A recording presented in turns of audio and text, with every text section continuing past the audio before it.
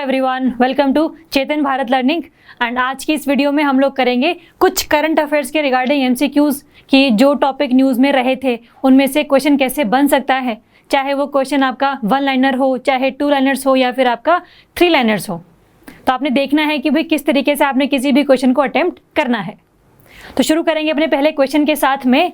First question is consider the following statements regarding the human rights day. देखो, जो भी days पर question है हम पहले भी डिस्कस कर चुके हैं इस चीज़ को कि वो डे मनाया कब जाता है। एक तो उसकी डेट इंपॉर्टेंट हो जाती है हमारे लिए, दूसरा कि वो क्यों मनाया जाता है, उसके पीछे की सिग्निफिकेंस क्या है, इंपॉर्टेंस क्या है उस डे को मनाने की, और लास्ट में उस डे की उस ईयर जो थीम थी वो क्या रही है ना। तो ये 3 चीज़ें सबसे इंपॉर्टेंट होती हैं जो किसी भी अगर आप डे को याद करेंगे तो। क्वेश्चन है आपका regarding the human rights day. First statement कहती है it marks the day when the United Nations General Assembly adopted the Universal Declaration of Human Rights in 1958। अब आपको ये तो लाइन बिल्कुल ठीक लग रही है कि भाई हाँ, ये एक ऐसा डे है जो हम क्यों मनाते हैं, बिकॉज इसी दिन ही हम लोगों ने क्या किया था, जो UNGA है, यूनाइटेड नेशंस जनरल असेंबली, उन्होंने अडॉप्ट किया था कि एक डॉक्यूमेंट जिसमें चीज़ लिखी हुई थी कि भाई कोई भी जो ह्यूमन है पूरे वर्ल्ड में उसके पास ये वाले राइट्स रहेंगे ही रहेंगे। लिबर्टी का राइट, जस्टिस का राइट, इक्वालिटी का राइट, जेंडर डिस्क्रिमिनेशन ना करवाने का राइट, है ना। तो ये सारा एक यूनिवर्सल डॉक्यूमेंट था जो कि हर कंट्री ने साइन करना था। India has also signed this agreement, is this document. तो ये जो डॉक्यूमेंट था ये, हाँ, ये बात सही है कि इस दिन साइन किया गया था, लेकिन द ईयर 1958 नहीं था, द ईयर इज 1948। इसीलिए एक स्टेटमेंट में आपके पास 2 से ज़्यादा फैक्ट्स भी हो सकते हैं। तो आपने कौन कौन से फैक्ट्स निकालने हैं उस स्टेटमेंट में से और कौन सा बिल्कुल सही है उस पर आपने ज़्यादा ध्यान देना है। ठीक है, तो first statement is wrong statement. It is observed every year on 10th of December. ये भी बात ठीक है कि भाई जो ह्यूमन राइट्स डे है ये आपका 10th ऑफ दिसंबर को मनाया जाता है। क्यों मनाया जाता है, हमने इसकी सिग्निफिकेंस देख ली है कि इस दिन क्या हुआ था एक्चुअल में। अब देखते हैं कि भाई पूछा क्या है क्वेश्चन में, चूज दी करेक्ट स्टेटमेंट। ये भी आपने ध्यान से पढ़ना है कि भाई क्या आपसे पूछी गई स्टेटमेंट्स इनकरेक्ट पूछी गई हैं या फिर करेक्ट वाली आपने बतानी है। आधी जो सिली मिस्टेक्स हैं वो इसी वजह से होती हैं क्योंकि क्वेश्चन में पूछा क्या है ये हम पढ़ते ही नहीं है। सीधा हमें आदत होती है कि भाई करेक्ट ही पूछा होगा, तो आता हुआ क्वेश्चन भी इसलिए गलत हो जाता है फिर। तो ध्यान से पढ़ेंगे करेक्ट है या इनकरेक्ट है। फर्स्ट तो आपकी इनकरेक्ट हो गई है, सेकंड करेक्ट है, तो answer is B2 only. Answer is B2 only. और इस डे के बारे में एक और चीज़ इंपॉर्टेंट है कि इसकी इस साल जो थीम थी वो क्या थी। 2020 दिसंबर की theme was recover better, stand up for human rights. पूरे वर्ल्ड में जितने भी क्राइसिस अभी हो रहे हैं, चाहे वो रोहिंग्या क्राइसिस हो, चाहे वो आपका मिडल ईस्ट में हो, चाहे अफगानिस्तान में क्राइसिस हो, इन सभी में सबसे ज़्यादा जो इम्पोर्टेंट चीज़ है that is the human right violations. तो उन सब चीज़ों को रोकने के लिए ही हम लोगों ने ये थीम अपनाई थी कि भाई हम लोगों को थोड़ा सा और ज़्यादा काम करना पड़ेगा to protect the human rights. इसीलिए जो थीम है ये भी हम लोगों ने सेट की थी इस ईयर के लिए। तो डे किस दिन मनाया जाता है, उसकी सिग्निफिकेंस क्या है और उसकी थीम क्या है, ये आपने 3 चीज़ें ध्यान में रखनी है जब भी आप कोई डे याद रखेंगे तो। ठीक है, चलो नेक्स्ट करेंगे। Consider the following statements regarding the national youth day. एक है इंटरनेशनल यूथ डे, एक है आपका नेशनल यूथ डे। दोनों अलग अलग हैं, वो ध्यान रखेंगे। अगर इस पर्टिकुलर क्वेश्चन की बात करें तो it is held every year on 12th of January to observe the birth anniversary of Swami Vivekananda. तो ये डे मनाया कब जाता है, 12th ऑफ जनवरी। सिग्निफिकेंस क्या है, क्यों मनाया जा रहा है, बिकॉज इस दिन क्या था, स्वामी विवेकानंद जी का बर्थ एनिवर्सरी है। तो yes, this statement is right statement. The theme of 2021 festival is युवा उत्साह नए भारत का। अब नेशनल यूथ डे है, इसका मतलब कोई ना कोई थीम यूथ को लेकर ही होगी। तो यूथ इज़ बेसिकली दी, आप कह लो कि आपके देश का उत्साह, एक युवा जो है, तो उसी की तर्ज पर हम लोगों ने ये थीम अपनाई है कि जो युवा हैं वो एक नए भारत की नींव रखेंगे और अल्टीमेटली इंडिया को या पूरे भारत को एक नई ऊंचाइयों पर लेकर जाएंगे। तो that was the particular theme. Theme देखो ऐसे रट्टा मारने से याद नहीं होती, थीम याद करने के लिए आपको किसी स्टोरीज बनानी पड़ती है कि भाई ऐसी थीम क्यों रखी गई होगी, है ना। तो हल्का सा निमोनिक टाइप सा, हल्की सी स्टोरी टाइप सा आप बना सकते हैं किसी भी थीम को लेके। तो this statement is also right, first is also correct, second is also correct. पूछा क्या है हमसे, चूज दी करेक्ट स्टेटमेंट या स्टेटमेंट्स, दोनों ही सही है, तो आंसर है आपका सी, बोथ 1 and 2। ये हम ध्यान रखेंगे। देखो ये तो बात होगी आपकी नेशनल यूथ डे की। अगर हम बात करें कि what is international youth day, कि भाई पूरे वर्ल्ड में हम लोग यूथ डे कब मनाते हैं, that is on the 12th of August। ये भी आप ध्यान रखेंगे। और इस दिन बेसिकली क्या है, सारे के सारे जो भी प्रॉब्लम्स हैं which are faced by the youth, उन सबको डिस्कस किया जाता है और उसको ठीक करने के लिए पूरे वर्ल्ड में हर कंट्री कैंपेन चलाती है कि भाई इस प्रॉब्लम को आप कैसे ठीक कर सकते हैं, है ना। तो दोनों हल्का सा ध्यान रखेंगे, अलग अलग हैं। और अगर हम नेशनल यूथ डे की बात करें तो ये जो ऑर्गेनाइज कौन करवाता है इसको, ministry of youth affairs and sports with in collaboration with one of the state governments. तो इसकी की पूरी फेस्टिवल्स को मनाने का जो जिम्मेदारी है that is on the ministry of youth affairs and sports. ये भी क्वेश्चन कभी कभी आ जाता है कि कौन सी मिनिस्ट्री जो है रिस्पॉन्सिबल है ऑर्गेनाइज करवाने के लिए फेस्टिवल्स को। तो जब आप कोई करंट अफेयर याद कर रहे होंगे तो उसके साथ लगते जितने भी पहलू हैं उस टॉपिक के, आप वो सारे याद रखेंगे कि भाई इस टॉपिक में से क्वेश्चन कैसे पूछा जा सकता है। जितने हम लोग कर रहे हैं यहाँ पे, तो वो तो आपके लिए आइडिया टाइप सा है। बाकी हर रोज जो न्यूज़ आ रही हैं उसमें भी आप बनाएंगे क्वेश्चंस कि भाई किस फॉर्म में पूछा जा सकता है ये, तभी पेपर में आपको दिक्कत नहीं होगी क्वेश्चंस को टैकल करने के लिए। चलो नेक्स्ट करेंगे, consider the following statements regarding the world heritage sites in India. हमें पता है world heritage sites are recognised by the UNESCO. First statement कहती है इसकी, India has total 40 world heritage sites in which 32 are cultural sites. Okay. Second कहती है Dholavira is the first site of the ancient Indus valley civilisation in India to get the tag. अब अगर हम world heritage sites की बात करें तो yes, India में टोटल है 40 वर्ल्ड हेरिटेज साइट्स। अभी रिसेंटली ही जो दो नई ऐड हुई हैं, एक है आपका Ramappa temple, this is the 39th world heritage site which is present in Telangana state. और दूसरी है आपकी 40th साइट जो ऐड हुई है that is Dholavira which is a ancient Indus valley civilization की city which is present in Gujarat state. This is 40th site. तो total India में 40 हो चुकी हैं। अब जो वर्ल्ड हेरिटेज साइट है they are of 3 kinds.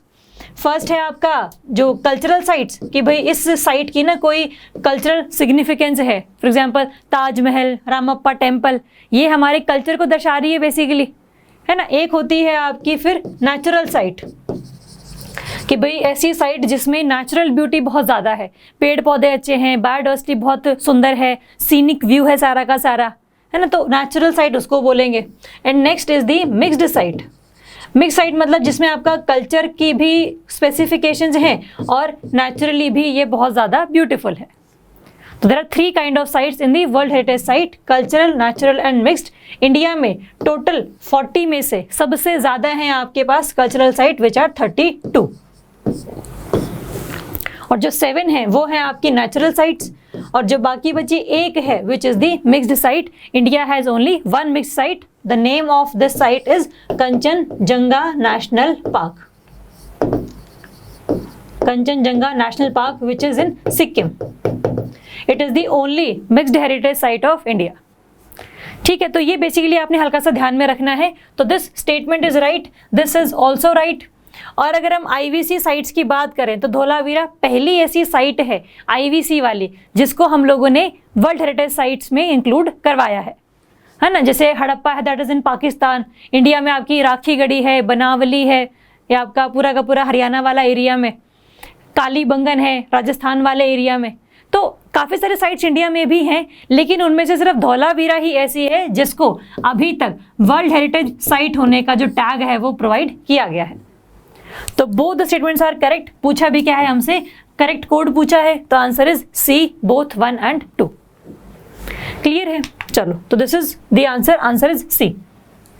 Next, consider the following statements regarding nurturing neighbourhoods challenge.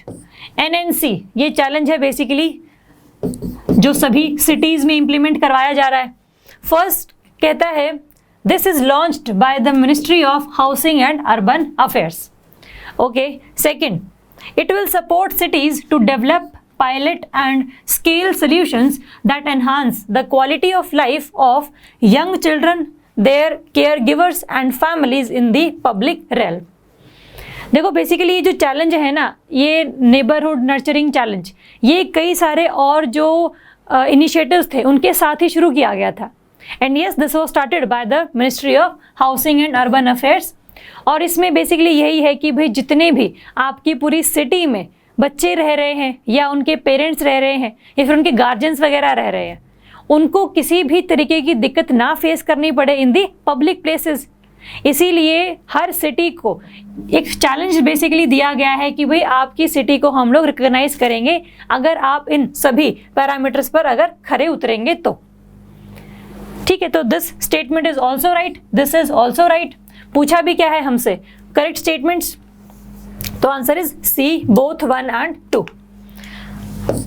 है ना, जो मैं आपको कह रही थी कि भाई कई सारे इनिशिएटिव के साथ ही शुरू किया गया था, तो there was other kinds of initiative like data maturity assessment framework cycle 2 and online training programme for city data officers. है ना, बेसिकली कि भाई आपको अगर आपके यहाँ पर रहने वाले लोगों की क्वालिटी ऑफ लाइफ बढ़ानी है तो फिर पहले आपके पास सबसे डेटा होना चाहिए कि भाई कितने लोग रहते हैं, किस एरिया में रहते हैं, किसके पास इलेक्ट्रिसिटी है, कौन पुअर है, कौन रिच है। तो ये सब चीज़ें जानने के बाद ही आप किसी भी एरिया के लिए पॉलिसी बनाने के लिए सक्षम होते हैं। है ना, तो इसीलिए ये भी है डेटा मैच्योरिटी असेसमेंट फ्रेमवर्क, जहां पर आप डेटा को असेस करके बेसिकली पॉलिसी इंप्लीमेंटेशन में यूज करेंगे। And another is online training programme for city data officers. पूरी सिटी के डेटा को मैनेज करने के लिए अलग टाइप ऑफ कैडर को भी बनाया गया है और ऐसे ऑफिसर्स को हम लोग ट्रेनिंग प्रोवाइड करेंगे ताकि वो डेटा को कलेक्ट करने में, उसको एनालाइज करने में, उसको दोबारा से यूज करने में थोड़ा सा अब वो काबिल हो जाए उस चीज़ के, ताकि पॉलिसी हम ढंग से इंप्लीमेंट कर सके। है ना, तो this is the neighbourhood nurturing challenges. ये एक आपका 3 ईयर इनिशिएटिव है, 3 साल तक ये बेसिकली चलेगा, जहाँ पर आपको खास करके अपने यहाँ पर रहने वाले यंग चिल्ड्रन, उनके पेरेंट्स और उनके गार्जियंस की क्वालिटी ऑफ लाइफ को इम्प्रूव करना है। 3 साल के बाद सभी को देखा जाएगा कि भाई क्या ये 3 साल में अपना टारगेट पूरा कर पाए कि नहीं कर पाए। ठीक है, तो ये आप इस तरीके से ध्यान में रखेंगे। Next question, the opportunity index 2021 is released by which organisation. अब ये भी इंडेक्स का क्वेश्चन है, पेपर में क्वेश्चन इंडेक्स पर आते हैं, उसमें इंडिया का रैंक कितना है उस पर आते हैं। इंडिया का रैंक पिछले साल के मुकाबले इंप्रूव हुआ है या डाउनग्रेड हुआ है, इस पर क्वेश्चन आते हैं। है ना, तो कोई भी इंडेक्स ध्यान रखने से पहले आप इन सभी चीज़ों का ध्यान रखेंगे कि भाई इस टॉपिक में आपको पढ़ना क्या क्या है और इसमें से कौन कौन सी चीज़ें अपनी कॉपी में लिखनी है। है ना, तो अगर हम इस इंडेक्स की बात करें तो opportunity index is released by which organisation. 4 options हैं आपके पास, ऑक्सफैम, पॉवर्टी, UNDP, लिंक्डइन और नन ऑफ दी अबव। देखो ये जो इंडेक्स है ये बेसिकली ये दिखाता है खास करके in the different kind of region, जिसमें आपका एशिया पैसिफिक रीजन भी आ गया, आपका इसमें आपका नॉर्थ अमेरिकन रीजन भी आ गया, साउथ अमेरिकन रीजन भी आ गया and different kinds of regions. तो रीजन वाइज इसने स्टडी किया है कि भाई जब से कोरोना की वजह से लॉकडाउन्स लगे हैं पूरे वर्ल्ड में, उसकी वजह से जो विमेन है उसकी हेल्थ पर, उसकी इकोनॉमिक स्टेटस पर, उसकी पॉलिटिकल पार्टिसिपेशन पर किस तरीके से इम्पैक्ट पड़ा है। क्या उसको जॉब से, अगर मान लो कि जब लॉकडाउन लगे हैं, कंपनीज बंद हुई हैं, तो सबसे पहले जिसको जॉब से निकाला गया है वो क्या फीमेल हैं, क्या वो मेल्स थे। है ना, तो ये सब चीज़ें पता लगाने के लिए एक इंडेक्स बेसिकली रिलीज किया गया था बाय द लिंक्डइन। तो आंसर इज सी, लिंक्डइन। और अगर हम इस रिपोर्ट की बात करें, इस इंडेक्स की बात करें, तो इसमें पता लगा हमें कि 9 in 10 और 89% of women were negatively impacted by the corona virus pandemic. 10 में से 9 फीमेल्स को ये लगा कि भाई उनके साथ गलत चीज़ें हुई हैं ड्यू टू दिस पेंडेमिक। या तो उनको जॉब से निकाल दिया गया है, या फिर उनको जो प्रमोशन मिलना था वो रुक गया है, या फिर उनकी जो पे रेज होनी थी वो भी रुक गई है ना। तो काफ़ी सारे जो इश्यूज हैं वो फेस करने पड़े हैं बाय द फीमेल्स, और ख़ास करके this average stands eight 60% for the Asia Pacific region. और ख़ास करके सबसे ज़्यादा जो पूरा का पूरा इम्पैक्ट है इस पेंडेमिक का वो एशिया पैसिफिक रीजन में ज़्यादा पड़ा है as compare to other regions. ठीक है, तो इंडेक्स बेसिकली क्यों रिलीज़ किया गया है, किसने रिलीज़ किया है, और उसकी जो बेसिक फाइंडिंग्स हैं वो क्या है सारे की सारी। तो हल्का सा इस तरीके से चीज़ों को मैनेज करके चलेंगे। नेक्स्ट क्वेश्चन कहता है, consider the following statements regarding sea snot. Sea snot एक फिनोमेना है जो कि किसी भी सी वाटर में या फिर लेक के वाटर में आपको देखने को मिल जाएगा। ऑप्शंस कहते हैं, sea snot is a slimy layer of grey और green sludge in the sea. Okay. Second, it is formed when algae are overloaded with nutrients as a result of water pollution combined with the effects of the climate change. देखो, इन दोनों statements को पढ़ने से पहले आपको अगर ये नहीं पता है कि what do you mean by the sea snot phenomena, तब आप इन दोनों क्वेश्चंस को, इन दोनों स्टेटमेंट्स को टैकल नहीं कर सकते। तो सी स्नॉट बेसिकली क्या होता है पहले ये देख लेते हैं। Sea snot is a phenomena जहां पर किसी भी सी के वाटर में जब different kind of nutrients available हो जाते हैं, खास करके आपका नाइट्रोजन और फॉस्फोरस, है ना, कि भाई एग्रीकल्चरल फील्ड से सारा का सारा जो पानी है वो इस सी में आ गया। रिवर जो अपना पानी लेकर आ रही थी उसमें नाइट्रोजन पोटेशियम बहुत ज़्यादा था। इंडस्ट्रियल के जो एफ्लुएंट्स थे, इंडस्ट्रीज के जो वेस्ट था वो भी सारा का सारा सी में आ गया। उस वेस्ट में भी आपका नाइट्रोजन और फॉस्फोरस बहुत ज़्यादा था, है ना। तो इस वजह से काफ़ी ज़्यादा amount of nitrogen and phosphorus इस सी में प्रेजेंट है, और ये दो न्यूट्रिएंट चाहिए हैं for the growth of algae. जितना ज़्यादा आपके एरिया में ये नाइट्रोजन या फॉस्फोरस प्रेजेंट होगा, उतना ही ज़्यादा आपके इस सी सरफेस पर एल्गी आपको देखने को मिलेगी, है ना। तो जो इस सी स्नॉट फिनोमेना है ये यही है कि भाई due to the presence of algae बहुत ज़्यादा ना एक कीचड़ टाइप सा पानी के ऊपर जमा होना शुरू हो जाता है। दैट फिनोमिना, दैट कीचड़ like phenomena is called the sea snot, है ना। तो अगर हम देखें अभी कि yes, it is the slimy layer of grey और ग्रीन स्लज। स्लज होता है बेसिकली आपका जो न लिक्विड है न सॉलिड है, हल्का सा थोड़ा सा मार्शी टाइप सा एरिया, तो वो स्लज है, वो कीचड़ है basically. Yes, this statement is right. और ये कब बनता है, जब algae are overloaded with the nutrients, और खास करके आपका नाइट्रोजन और फॉस्फोरस। और वो न्यूट्रिएंट्स आपके वाटर पोल्यूशन से भी हो सकते हैं, because industrial effluents are basically pollutants ना, आकर वो पोल्यूट ही करेंगे पूरे वाटर को। तो इस वजह से एल्गी ग्रोथ हो जाती है न्यूट्रिएंट्स की प्रेजेंस की वजह से। तो this statement is also right. और ये फिनोमेना का क्वेश्चन इसलिए डाला गया करंट अफेयर्स में बिकॉज सी स्नॉट का जो फिनोमेना था अभी रिसेंटली ही टर्की कंट्री में एक सी है दैट इज कॉल्ड मरमरा सी, उसमें देखने को मिला था हमें। और ये काफ़ी ज़्यादा फ्रीक्वेंट तरीके से देखने को मिल रहा है टर्की के इस मरमरा सी में। तो काफ़ी सारे साइंटिस्ट ये पता लगा रहे हैं कि भाई ऐसी क्या चीज़ें हैं कि मरमरा सी में बहुत ज़्यादा अमाउंट ऑफ एल्गी की प्रेजेंस है। ठीक है, तो इस अगर हम क्वेश्चन की बात करें तो both the statements are right. पूछा क्या है हमसे, चूज दी करेक्ट कोड ना, तो answer is C, both 1 and 2। तो आंसर इज सी। अगर आप मरमरा सी की बात करें तो ये टर्की वाली कंट्री के हल्का सा नॉर्थ में आपको ये सी ऑफ मरमरा नजर आएगा, जो कि कनेक्ट करता है दो डिफरेंट सीज को, बड़े बड़े सीज को। One is the Black Sea and another is the Aegean Sea. जो एजियन सी है आपका, this is the part of the Mediterranean Sea. Mediterranean Sea का ही बेसिकली ये ईस्टर्न पार्ट है, इसका अलग नाम दे दिया गया बस। ठीक है, तो जब भी किसी लोकेशन पर क्वेश्चन आ रहा है तो आप उसको मैप के थ्रू जरूर देखेंगे कि भाई वो चीज़ कहाँ पर लोकेटेड है और वो किन दो कंट्रीज के बीच में है या किन दो सीज के बीच में है, और बेसिकली वो फिनोमेना जिसको हम पढ़ रहे हैं वो एक्चुअली चीज़ क्या है ना। तो इस तरीके से ध्यान रखेंगे। Next, where is the 3 fossils of earliest known living animal the 550 million year old Dickinsonia, a jellyfish like creature found? ये काफ़ी न्यूज़ में रहा था अक्टूबर या नवंबर वाले मंथ में कि भाई अगर हम पूरे वर्ल्ड की बात करें तो सबसे जो ओल्डेस्ट एनिमल है वो कौन है। काफ़ी सारे साइंटिस्ट इसको पता लगाने के लिए लगे हुए थे, and after 75 years of research scientist को ये पता लगा कि भाई पूरे वर्ल्ड का जो सबसे पुराना फॉसिल है वो इन्होंने पता लगाया, जो कि कहाँ मिला है हमें। अगर हम ऑप्शंस की बात करें तो भीमबेटका, अजंता, महाराष्ट्र, गोलकोंडा केव्स, आंध्रा, या फिर नन ऑफ दी अबव।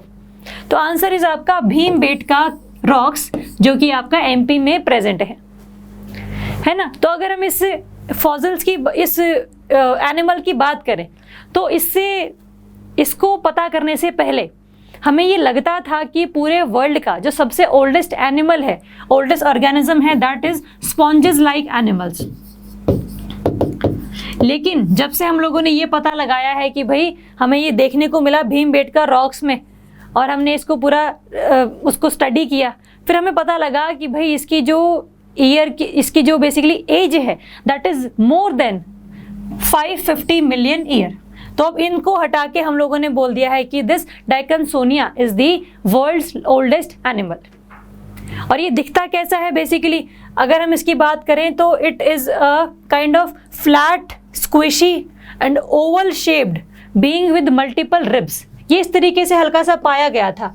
इसकी शेप की अगर हम बात करें तो ये इस तरीके से है, जेली फिश टाइप है, फ्लैट है बिल्कुल, है ना। इस तरीके के फॉसिल जो हैं वो आपको भीमबेटका रॉक्स पर मिले हैं।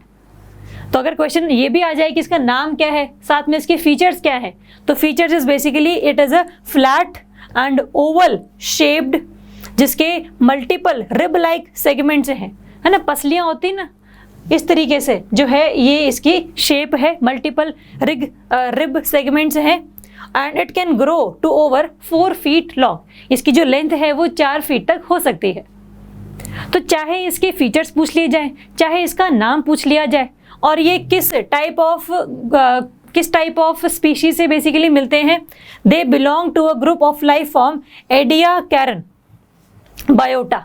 ये भी क्वेश्चन कई बार पूछा गया है कि भाई जो मिले हैं सबसे ओल्डेस्ट फॉसिल्स, ये किस ग्रुप ऑफ स्पीशीज से मिलते जुलते हैं, किस ग्रुप ऑफ ऑर्गेनिज्म का ये पार्ट है, दैट इज एडियाकैरन। ये आप ध्यान रखेंगे, ठीक है। तो ये हम बेसिकली कि भाई इसका नाम क्या है, कहाँ पर ये मिला है, इसकी एज कितनी है, इसके क्या फीचर्स हैं, और अल्टीमेटली ये किस ग्रुप ऑफ लाइफ फॉर्म से बिलोंग करता है, ये आप ध्यान रखेंगे रिगार्डिंग दिस डाइकिंसोनिया। चलो नेक्स्ट करेंगे, which of the following state and UTs have completed 100% tap water connection in rural areas under जल जीवन मिशन रूरल।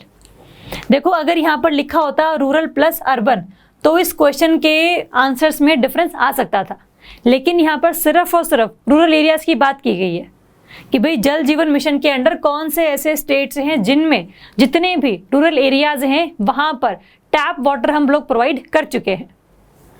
तो इसको ध्यान रखने से पहले आपको ये पता होना चाहिए what do you mean by the जल जीवन मिशन। इसके 2 कंपोनेंट्स हैं, first component is rural component, another is urban component. Urban वाला जो था जो रिसेंटली लॉन्च किया गया था इन द 2021-22 बजट में, और ये वाला तो पहले से ही चलता हुआ आ रहा है 2020 से 2019 बल्कि, है ना। तो दोनों का ही क्या मकसद है, अगर हम जल जीवन मिशन की बात करें तो ये कहता है कि भाई 2024 तक जितने भी आपके रूरल एरियाज में रहने वाले लोग हैं उनको पानी भरने के लिए बहुत दूर नहीं जाना पड़े, उनके घरों में ही आप पानी का कनेक्शन प्रोवाइड कर दो। तो 2024 तक हमें हर घर में tap water connection basically provide करना है, और जिससे कि एक दिन में पर individual 55 litres of water could be available, है ना। और वो भी टैप वाटर मतलब फंक्शनल टैप हाउस होल्ड्स, कि भाई जहाँ पर आपने नलकियाँ तो लगवा दी बट उसमें से पानी भी आता हो, ऐसा ना हो कि बस नलकियाँ लगवा के आपने टारगेट पर अपना पूरा दिखा दिया कि भाई हमने तो अचीव कर लिया सारा का सारा टारगेट। ऐसा नहीं है, नलकियाँ होंगी बट उसमें से पानी भी आएगा, that is functional tap households हम उसको बोलेंगे। तो ये है आपका जल जीवन मिशन का रूरल कंपोनेंट। इसके तहत कौन कौन से स्टेट्स ऐसे हैं जिन्होंने इस टारगेट को अचीव कर लिया है, क्वेश्चन ये है। ऑप्शन है आपके पुडुचेरी, अंडमान एंड निकोबार, तेलंगाना, सिक्किम, आंध्रा और गोवा। देखो यार, अगर आपने इस क्वेश्चन को ढंग से नहीं पढ़ा है, मतलब इस टॉपिक को ढंग से नहीं पढ़ा है, तब आप इस क्वेश्चन का आंसर नहीं दे सकते। तो आपको पढ़ा हुआ होना चाहिए कि भाई कौन कौन से स्टेट हैं, और ये आपने नाम भी ध्यान रखने हैं। ये तो क्वेश्चन इस तरीके से बनाया गया है। क्वेश्चन ऐसे भी आ सकता है कि भाई निम्नलिखित चारों में से which of the following force, कौन से स्टेट ने टारगेट अचीव नहीं किया है, तो क्वेश्चन वैसे भी आ सकता है। ये वाला जो टाइप ऑफ क्वेश्चन है ये हल्का सा ट्रिकी क्वेश्चन है, वो वाला थोड़ा सा इजी होता। तो हम बात करेंगे इसकी। देख, तो पुडुचेरी ने अचीव कर लिया है, अंडमान एंड निकोबार ने भी अचीव कर लिया है, तेलंगाना ने भी अचीव कर लिया है, but Sikkim and Andhra Pradesh are not included and recent is Goa. Puducherry भी रिसेंट यूटी बना था जिसने कि इस मिशन के तहत टारगेट को अचीव किया था। तो 1, 2, 3 and 6 is the answer. Option is आपका डी ऑप्शन, 1, 2, 3 एंड 6। सिक्किम और आंध्र प्रदेश अभी नहीं है। अगर जब आप पेपर दे रहे होंगे किसी भी चीज़ का जिसके लिए आप पढ़ रहे हैं, उससे पहले कौन कौन से स्टेट्स ने अचीव कर लिया है ये आप ध्यान रखेंगे, बिकॉज ये वाला जो क्वेश्चन है ये अप टू सितंबर 2021 का डेटा के हिसाब से है। ठीक है, तो जब आप पेपर अगले साल अगर दे रहे होंगे तो बीच में कुछ महीनों में एक और स्टेट ऐड हो जाएगा, तो उसको भी आप इंक्लूड कर लेना। कहने का मकसद ये है कि क्वेश्चन इस तरीके से आपसे पूछा जा सकता है रिगार्डिंग दिस टॉपिक। ठीक है, चलो next. Consider the following statements regarding the Swamitva scheme. Swamitva scheme के रिगार्डिंग क्वेश्चन है। First is the scheme has been extended to all the states. पहले जब ये स्कीम लॉन्च की गई थी तो ये कुछ ही स्टेट्स में लॉन्च की गई थी, लेकिन अभी रिसेंटली इसको सभी स्टेट्स के लिए आगे ओपन कर दिया गया है। तो yes, this statement is right. Second, property card for every property in the village will be prepared by states using accurate measurements delivered by drone mapping. अब आप ध्यान रखेंगे ये एक बेसिकली ऐसी स्कीम है जहां पर जितने भी गांवों वाले एरिया में रेजिडेंशियल बिल्डिंग्स हैं उनका बेसिकली ड्रोन्स की हेल्प से सर्वे किया जाएगा कि भाई कौन सी जो बिल्डिंग है वो कितने हेक्टेयर में बनी हुई है, और उसके रिगार्डिंग ही फिर लोगों को प्रॉपर्टी कार्ड्स भी प्रोवाइड करवाए जाएंगे, ताकि गांव में ऐसी बिल्डिंग्स जिनके लिए मतलब लोगों के पास जिनके प्रूफ नहीं है कि भाई ये हमारी बिल्डिंग है या नहीं है, तो इसी चीज़ को फिल करने के लिए सरकार ने ये स्कीम लेकर आई है कि भाई आपको हम लोग प्रॉपर्टी कार्ड्स प्रोवाइड करेंगे, ताकि आपके पास कितनी प्रॉपर्टी है उसके हिसाब से आप कितनी टैक्सेबल इनकम ब्रैकेट में आते हैं, है ना। तो ये सब चीज़ें भी हम लोग फिर फिजिबल कर पाएंगे। तो हम करेंगे कैसे survey? Will use the drone mapping. ये भी इंपॉर्टेंट है, और इसमें ये क्वेश्चन भी बनता है कि भाई करेगा कौन? प्रॉपर्टी कार्ड्स इशू करने के लिए जो पूरा का पूरा सर्वे है that would be done by the state governments. ये आप ध्यान रखेंगे, सेंट्रल गवर्नमेंट नहीं है। तो this statement is also right. पूछे भी क्या है हमसे? करेक्ट ऑप्शन, तो answer is C, both 1 and 2। आप ध्यान रखेंगे कि भाई ये जो बेसिकली स्कीम है स्वामित्व स्कीम इज बेसिकली जहां पर इसको हमने लॉन्च किया था by the ministry of Panchayati Raj, state Panchayati Raj departments and state revenue departments and survey of India. Question इस पर भी बन सकता है आपके लिए कि भाई ये जो स्कीम है वो किसके द्वारा लॉन्च बेसिकली करवाई गई है, और ये लॉन्च हमने कब की थी? It was launched in 24th of April during the national Panchayati Raj day. ठीक है, तो ये इंपॉर्टेंट है। ये जो लाइनें हैं ये आपके पिछले क्वेश्चंस की, तो इसको हम रहने देंगे। आप ध्यान रखेंगे कि भाई इसको हम लोगों ने 24 अप्रैल को लॉन्च किया था नेशनल पंचायती राज डे पर 2020 में, और जो पूरा का पूरा ये कि किसके बीच में ये कोलैबोरेटिव एफर्ट है ये भी आप ध्यान रखेंगे। सर्वे करने के लिए सर्वे ऑफ इंडिया लेकर आया गया है, गांव का एरिया है तो इसलिए पंचायती राज मिनिस्ट्री है, और आपका ये स्टेट पंचायती राज डिपार्टमेंट्स और state revenue departments, because property cards अगर आपको इशू करवाने हैं तो you should also have the link with the revenue departments, है ना। तो किसने कोलैबोरेशन में चलाया है, कब लॉन्च किया गया था, क्यों लॉन्च किया गया था और इसके फीचर्स क्या हैं, इस स्कीम के रिगार्डिंग आप ध्यान रखेंगे। ठीक है, next, consider the following statements regarding बेका डील। बेका is basically basic exchange and cooperation agreement, basic exchange and cooperation agreement. Statements देख लेते हैं कि भाई क्या कह रही है। फर्स्ट स्टेटमेंट कहती है India and US has signed this deal, कि जो अग्रीमेंट है ये बेसिकली किसके बीच साइन हुआ है, yes it has been signed between India and US. India और यूएस के बीच में एक लेमोआ अग्रीमेंट भी साइन हो रखा है, एक कॉमकासा अग्रीमेंट भी साइन हो रखा है, और ये बेका ऐसा अग्रीमेंट है जो कि इंडिया और यूएस के बीच में एक ऐसा कॉपरेशन इस्टेब्लिश करता है कि भाई जितने भी यूएसए गवर्नमेंट की सैटेलाइट इमेजेस हैं वो इंडिया के द्वारा रिट्रीव की जा सकती हैं। India can use those images which are generated by the satellites of US government. तो अगर हम देखें second statement, it allows access to US generated satellite imagery that is used in precision strikes by armed drones and long range missiles, है ना। Basically क्या है कि जैसे आपको किसी भी अगर आप किसी कंट्री के साथ वॉर में हैं, इंडिया चाइना के बीच में मान लो वॉर क्रिएट हो जाता है, तो चाइना के जो ट्रूप्स हैं वो किस एरिया में प्रेजेंट हैं, कहाँ से वो अटैक कर रहे हैं, कहाँ से वो मोबिलिटी बेसिकली अपनी प्रोवाइड कर रहे हैं, इन सब चीज़ों के लिए आपको हल्की सी लोकेशन की स्पेसिफिसिटी चाहिए होती है ताकि आप अटैक बहुत प्रिसाइज तरीके से कर सके। तो इंडिया के सैटेलाइट्स हैं they may not be available at that period of time, लेकिन जो यूएसए है उसने बहुत ज़्यादा ही अमाउंट में सैटेलाइट्स खास करके for the use of military के यूज़ के लिए सैटेलाइट जो है यूएसए ने काफ़ी ज़्यादा मात्रा में ऊपर भेजी हुई हैं। तो यूएस द्वारा जो सैटेलाइट के थ्रू इमेजेस आई हैं उसको इंडिया यूज़ कर सकता है ताकि वो प्रिसाइजली किसी और कंट्री पर अटैक कर सके if those countries are in war, है ना। तो ये डील है पूरी की पूरी आपकी BECA deal, basic exchange and cooperation agreement. This is also right, this is also right, तो answer is C, both 1 and 2। ठीक है, तो आंसर है आपका सी। इसमें आपका बेसिकली चाहे मिलिट्री टू मिलिट्री हो, चाहे एयरफोर्स टू एयरफोर्स हो, चाहे नेवी टू नेवी हो, यूएस और इंडिया वाले, इन तीनों के बीच ही कोऑर्डिनेशन हम लोगों ने बनाया है ताकि तीनों फोर्सेस यूज़ कर सकें जो भी सैटेलाइट इमेजेस हैं यूएस वाली वो इंडिया यूज़ कर सके। तो इस तरीके से आपने ध्यान में रखना है हल्का सा इस बेका डील को।